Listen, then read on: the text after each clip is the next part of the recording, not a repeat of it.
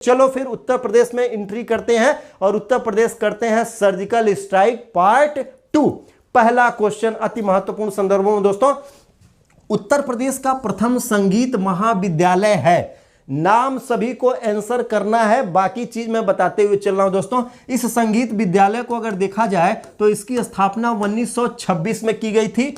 1960 में इसका नाम परिवर्तित किया गया था और 2000 में दोस्तों इसको डीम्ड यूनिवर्सिटी यानी डीम्ड विश्वविद्यालय का दर्जा दिया गया था। किसका? डीम्ड विश्वविद्यालय का दर्जा दिया गया था। और यह संस्थान कहां पर स्थित है? लखनऊ में। कहां पर स्थित है भाई? लखनऊ में। नाम क्या है भाई इसका? फटाफट नाम करने वाले कहां चले गए? भातखंडे। क्या बात है, यह है इसका नाम, भातखंडे संगीत महाविद्यालय। यह दोस्तों प्रदेश का सबसे पुराना संगीत महाविद्यालय है जिसकी स्थापना 1926 में लखनऊ में की गई थी। 1960 में दोस्तों नारायण भातखंडे जो उत्तर प्रदेश लखनऊ घराने के एक बहुत बड़े संगीतज्ञ थे, उन्हीं के स्मृतियों में दोस्तों इसका नामकरण कर दिया गया भातखंडे संगीत महाविद्यालय। जब इसकी स्थापना हुई थी तो यह मॉरिस संगीत कॉलेज के नाम से जाना जाता था, लेकिन अब भातखंडे के नाम से जाना जाता है। इसको ध्यान में लेकर के चलना। जैन और बुद्ध धर्म के लिए महत्वपूर्ण स्थल निम्नलिखित में से कौन सा है दोस्तों? कौन सा ऐसा प्रदेश में ऐसा स्थल है जो जैन और बौद्ध धर्म दोनों के लिए विशेष महत्व रखता है दोस्तों? तो यह स्थल है कौन सा भाई? कौशाम्बी। कौन सा? कौशाम्बी। क्यों? कौशाम्बी में दोस्तों बुद्ध ने दिया था सर्वाधिक उपदेश। बुद्ध ने क्या दिया था दोस्तों? सर्वाधिक उपदेश दिया था कौशाम्बी में। और दोस्तों जैन धर्म का दिगंबर मंदिर है दोस्तों। कहां पर? दिगंबर मंदिर है कौशाम्बी में। क्या है? दिगंबर मंदिर, जो जैन धर्म के छठवें तीर्थंकर, जैन धर्म के दोस्तों जो छठवें तीर्थंकर हैं प्रभु साईं, इनके जन्म स्थली के रूप में इसको जाना जाता है दोस्तों। ऐसी दशा में कौशाम्बी जैन धर्म और बौद्ध धर्म दोनों के लिए अति महत्वपूर्ण स्थल के रूप में हो जाता है, जो प्रतियोगी परीक्षाओं में कई बार पूछा। ध्यान रखना, कुशीनगर में बुद्ध को महापरिनिर्वाण प्राप्त हुआ था। राधिका, ज्योति गुप्ता, राजा तिवारी, मोनू कुमार सब ने कौशाम्बी कर दिया है भाई। तो चलो सभी लोग सही करते हुए चलना। कुछ लोग कुशीनगर चले गए थे, ध्यान रखना कुशीनगर में बुद्ध का महापरिनिर्वाण स्थल ही है, लेकिन यहां पर बुद्ध और जैन दोनों धर्म के मानने वाले लोग समान भाव से इस क्षेत्र की करते हैं यात्रा। अगला अति महत्वपूर्ण क्वेश्चन देखा जाए दोस्तों, अमीर खुसरो ने किस बोली के विकास में अग्रणी भूमिका निभाई? दोस्तों अमीर खुसरो, इनका जन्म अगर देखा जाए तो कासगंज यानी एटा पटियाली कहां पर है दोस्तों? पटियाली उत्तर प्रदेश में हुआ था इनका जन्म। और इन्होंने फारसी और उर्दू को मिक्स करके क्या विकसित किया भाई? खड़ी बोली। किसका विकास किया था? खड़ी बोली, जिस भाषा का आज हम वर्तमान में प्रयोग करते हैं, इस भाषा का विकास अमीर खुसरो की देन है दोस्तों। पहले प्रदेश में ब्रज और अवधी बोली का प्रचलन था, लेकिन खड़ी बोली हिंदी का विकास फारसी और उर्दू के मिक्स से किया है अमीर खुसरो ने दोस्तों। इसके अलावा अमीर खुसरो ने और भी बहुत कुछ किया दोस्तों। इनको हम लोग कहते हैं तोता ए हिंद के नाम से इनको जाना जाता है दोस्तों। इन्होंने किया है तबला का आविष्कार किया दोस्तों। इसके अलावा इन्होंने बनाया है सितार का आविष्कार किया है। इसके अलावा दोस्तों ध्रुपद गायन कला को भी विकसित करने में महत्वपूर्ण भूमिका अदा की है। तो इसको ध्यान में रखना, खड़ी बोली का विस्तार भी इनके द्वारा किया गया। उत्तर प्रदेश मध्य सांस्कृतिक केंद्र कहाँ स्थित है भाई? तो यह स्थित है प्रयागराज में। कहां पर? प्रयागराज में स्थित है दोस्तों, जो अपने विविध सांस्कृतिक गतिविधियों के लिए हर बार चर्चा में बना रहता है और प्रतियोगी परीक्षाओं में कई बार पूछा उत्तर मध्य सांस्कृतिक केंद्र कहां स्थित है? तो प्रयागराज के क्षेत्र में। इसको ध्यान में लेके चलना। अगला महत्वपूर्ण क्वेश्चन, तानसेन का मकबरा कहां स्थित है भाई? तानसेन के बारे में कितने लोग जानते हैं? तानसेन को अगर देखा जाए दोस्तों तो ये अकबर के दरबार में थे और 9 रत्नों में इनका नाम लिया जाता है। इनको अगर देखा जाए दोस्तों तो ये ध्रुपद गायन, इसके अलावा राग भैरवी और मल्हार राग में दोस्तों प्रवीण थे। कहा जाता है कि जब ये गायन करते थे तो मेघ छा जाते थे, बारिश होने लगती थी, दिए जल जाते थे जब दीपक राज छेड़ते थे तानसेन। तो दोस्तों तानसेन का भी संदर्भ उत्तर प्रदेश से ही है और पूछा जा रहा है कि इनका मकबरा उत्तर प्रदेश में कहां पर है दोस्तों। तो तानसेन का मकबरा कहां पर है भाई? ग्वालियर। कहां पर? ग्वालियर में है इनका मकबरा। ये ध्यान में रखना, तानसेन का मकबरा कहां पर है भाई? ग्वालियर के संदर्भों में ध्यान में लेकर के चलना, इसको अति महत्वपूर्ण। राई लोक नृत्य किस क्षेत्र से संबंधित है? राई लोक नृत्य अगर देखा जाए दोस्तों तो यह महिलाओं द्वारा किया जाता है। महिलाओं द्वारा किया जाता है दोस्तों, जो मांगलिक अवसरों, इसके अलावा क्या? श्री कृष्ण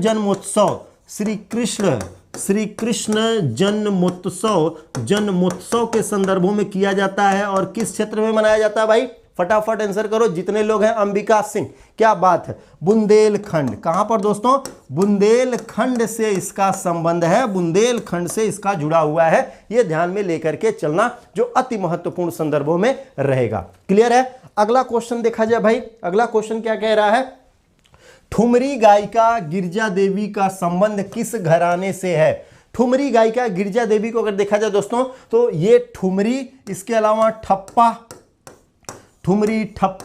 ख्याल गायन की दोस्तों ये विशेषज्ञ के रूप में जानी गई। और इनका संबंध किस घराने से है?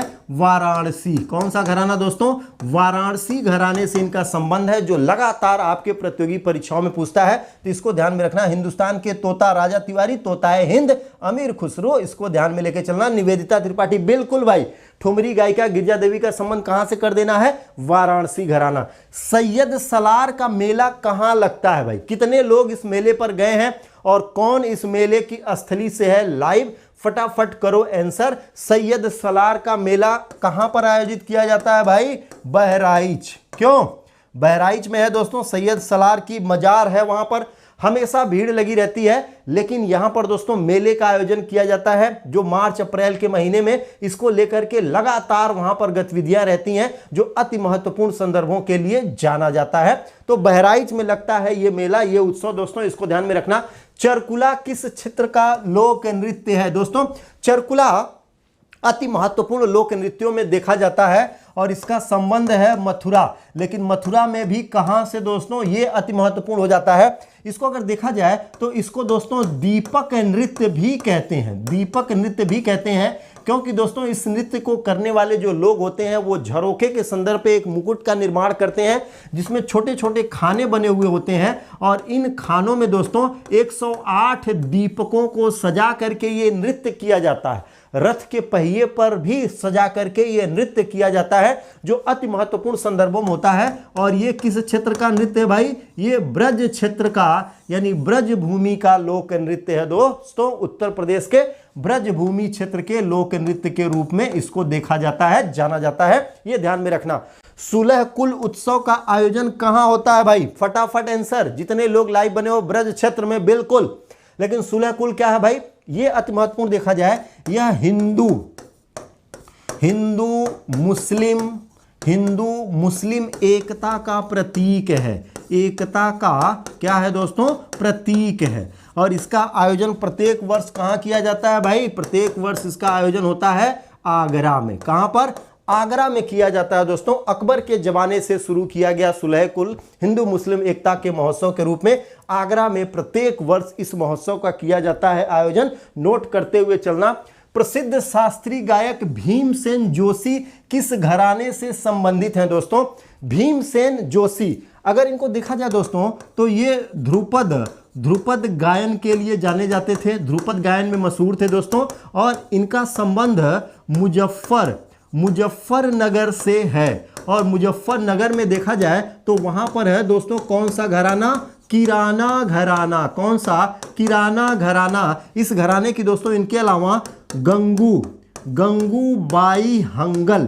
गंगूबाई हंगल को भी बार बार पूछता है किस घराने से इनका संबंध है, तो लोग पहुंच जाते हैं बनारस घराना। लेकिन ध्यान रखना दोस्तों, पंडित भीमसेन जोशी और गंगूबाई हंगल, इन दोनों लोगों का संबंध किराना घराना से है दोस्तों, जो उत्तर प्रदेश में अगर देखा जाए तो मुजफ्फरनगर क्षेत्र से है इसका संबंध, जो अति महत्वपूर्ण संदर्भों में रहता है। नौचंदी मेला का आयोजन कहां किया जाता है दोस्तों? होली के बाद। होली के बाद इस मेले का आयोजन होता है भाई। और कहां पर होता है इसका आयोजन? अति महत्वपूर्ण होगा, उत्तर प्रदेश में कई बार पूछा गया नौचंदी मेला कहां मनाया जाता है, तो इस मेले का संबंध कहां से रहेगा भाई? मेरठ से रहेगा, जो अति महत्वपूर्ण है। प्रत्येक वर्ष इस मेले का आयोजन किया जाता है, तो नौचंदी महोत्सव पर भी रखना ध्यान, प्रतियोगी परीक्षाओं में छपता है। शाकंभरी देवी मेले का आयोजन कहां किया जाता है भाई? शाकंभरी देवी मेला कहां लगता है? उत्तर प्रदेश के सबसे उत्तरी जिले कौन है भाई? उत्तर प्रदेश का सबसे उत्तरी जिला, वहीं पर इसका आयोजन होता है। फटाफट आंसर करो, क्योंकि इसका आंसर बताने की जरूरत नहीं पड़नी चाहिए। नौचंदी मेला मेरठ में होता है। घराना क्या होता है भाई शिवम कुमार? जैसे घराना को अगर देखा जाए दोस्तों, तो ये फारसी उर्दू शब्द से मिलाकर के बनाया गया। घराने का शाब्दिक अर्थ होता है म्यूजिक स्कूल। क्या? म्यूजिक स्कूल को दोस्तों मध्यकाल में घराना कहते थे, यानी जो संगीत विद्यालय जिसको आप कहते हैं। तो घराना शब्द थोड़ा सा अट्रैक्ट करता है, क्योंकि अरबी फारसी का मिक्सर लेकर के ये चलता है। ध्यान रखना, अरबी फारसी का मिक्स इसमें होता है घराना, और इसका तात्पर्य होता है स्कूल। क्या? स्कूल, यानी म्यूजिक स्कूल जो होते हैं दोस्तों, संगीत विद्यालय जो मध्यकाल में होते थे, उनको घराना के नाम से जाना जाता था। और ये आपने फटाफट आंसर कर दिया सहारनपुर। क्या आंसर कर दिया? सहारनपुर। सहारनपुर उत्तर प्रदेश का सबसे उत्तरी जिला, और यहीं पर प्रत्येक वर्ष शाकंभरी देवी का दोस्तों मेला लगता है, जो कि देवी दुर्गा से इसका संबंध है। लठमार होली वाले कितने लोग हो भाई? कितने लोगों ने लठमार होली खेला है? ये पहला अवसर होता है जिसमें महिलाओं के हाथ में होती है लाठी और पुरुषों के ऊपर बरसाती हैं धमाधम। दोस्तों इसका संबंध होता है कहां से? ब्रज क्षेत्र से। ब्रज, और ब्रज क्षेत्र का संबंध उत्तर प्रदेश के मथुरा से है दोस्तों, मथुरा जिले से इसका संबंध है। तो लठमार होली का आयोजन कहां किया जाता है? ब्रज क्षेत्र को, इसको ध्यान में लेकर के चलना, जो अति महत्वपूर्ण संदर्भों में होगा। कर्मा किस क्षेत्र का लोक नृत्य है? कर्मा को अगर देखा जाए दोस्तों, तो खरवार जनजातियां इस लोक नृत्य को करती हैं। और कहां पर होता है इसका प्रभाव दोस्तों? सोनभद्र में सबसे अधिक, इसके अलावा मिर्जापुर में भी है इसका प्रचलन। लेकिन दोनों अगर ऑप्शन में आ जाएं तो यहां पर टिक कर देना दोस्तों, सोनभद्र में इसका आयोजन किया जाता है, मिर्जापुर में भी है, तो इसको ध्यान से लेकर के चलना। बड़ी मैना छोटी मैना का संबंध किस घराने से है भाई? बड़ी मैना छोटी मैना को अगर देखा जाए दोस्तों, तो ये ठुमरी ठप्पा, इसके अलावा ख्याल गायन विधा की दोस्तों पारंगत गायिकाएं हैं। और इनका संबंध कहां से है भाई? वाराणसी घराने से। कहां से? वाराणसी घराने से दोस्तों इनका संबंध है। ध्यान रखना, बड़ी मैना छोटी मैना जब आता है तो बहुत कंफ्यूज करता है, तो अति महत्वपूर्ण संदर्भ में होता है। टिक शर्मा, बिल्कुल भाई, ब्रज नगरी से आप सीधे भगवान श्री कृष्ण की नगरी से ही पधारे हुए हैं। तो चलिए भाई, जयकारा लगाते हुए, भगवान श्री कृष्ण का नारा लगाते हुए अपने लक्ष्य मंजिल की ओर, आगे की ओर बढ़ते रहो, जो सपना, जो मंजिल लेके चल रहे हैं। तो बड़ी मैना छोटी मैना ध्यान रखना भैया, कहां से इनका संबंध हो रहा? बनारस घराने से। ठुमरी ठप्पा ख्याल गायन के लिए ये लोग जानी जाती हैं, अति महत्वपूर्ण संदर्भों में होगा। कोदऊ सिंह, यहां पर देखो दोस्तों, कोदई सिंह, पंडित सखाराम, पंडित अयोध्या प्रसाद का संबंध किस घराने से? दोस्तों अति महत्वपूर्ण, इनको लेके लगातार क्वेश्चन पूछा जाता है। इन तीनों लोगों को अगर देखा जाए दोस्तों, तो ये तीनों लोग पखावज